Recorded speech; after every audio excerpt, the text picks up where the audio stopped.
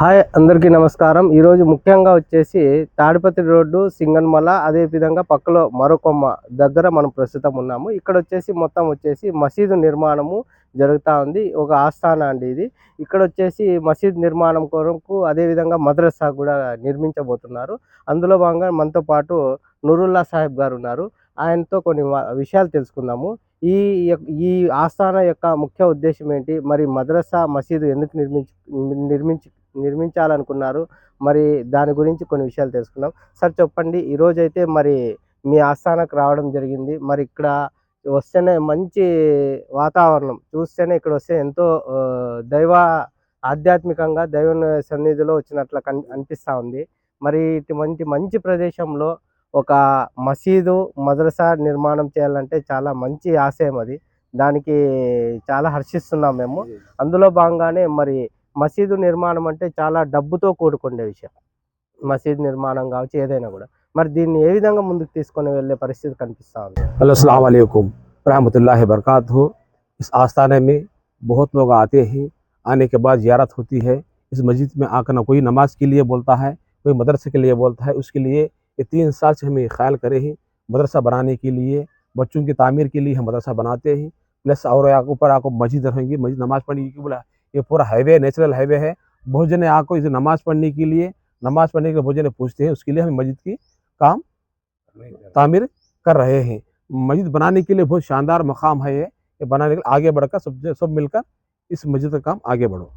అయితే మరి మసీదు నిర్మాణంకి ఆర్థికంగా ఎటువంటి ఈ రిక్వైర్మెంట్ ఉండదు? అంటే ఇప్పుడు సిమెంట్ కావచ్చు, మరి పెల్ల కావచ్చు, మరి స్టీల్ కావచ్చు, దీనికి ఆర్థిక వనరులు ఏ విధంగా మీకు సమకూరుతుంటాయి? ఇంకా ఏమన్నా అవసరం ఉండదంటారా? यहाँ पे बहुत बहुत ज़रूर है सीमेंट के लिए, ईंट के मट्टी ईंट के लिए, बालू के लिए, कड्डी के लिए, यहाँ पे लेबर के लिए बहुत ज़रूरत है। यहाँ जो भी सामने हजरत आकर आगे बढ़कर काम करने के लिए कोशिश करो।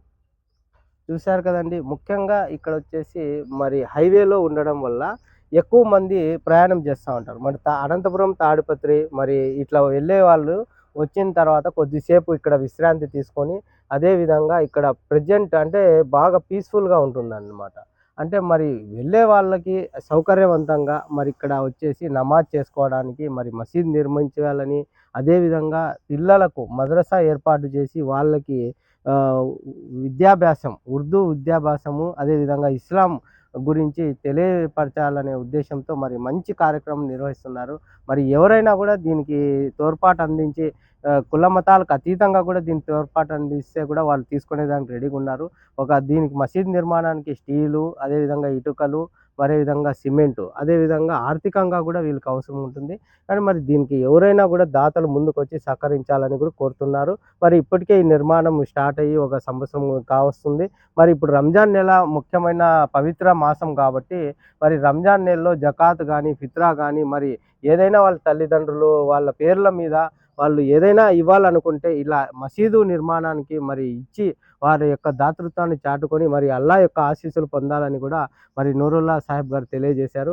మరి ఇటువంటి మంచి మహోత్తర కార్యక్రమంలో అందరూ కూడా వారి వంతు సహాయ సహకారాలు అందించి కృషి చేయాలని కోరుతూ మరి D3 న్యూస్ ద్వారా మంచి ఆధ్యాత్మికమైన ఇటువంటి సేవా కార్యక్రమాలను ముందుకు తీసుకొని వెళ్ళే విధంగా ప్రయత్నం చేస్తున్నాం.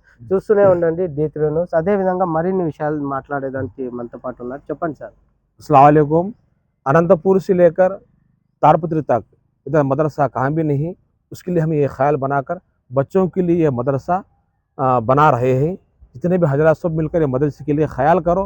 ख्याल करने से जो बच्चा मदरसे में आकर पढ़ता रहेगा तुम्हारे घरों में बरकत भी रहेगी, जो भी तकलीफ परेशान भी चली जाएगी। अल्लाह के वास्ते इस मदरसे के लिए, मस्जिद के लिए शामिल होकर काम चलाओ।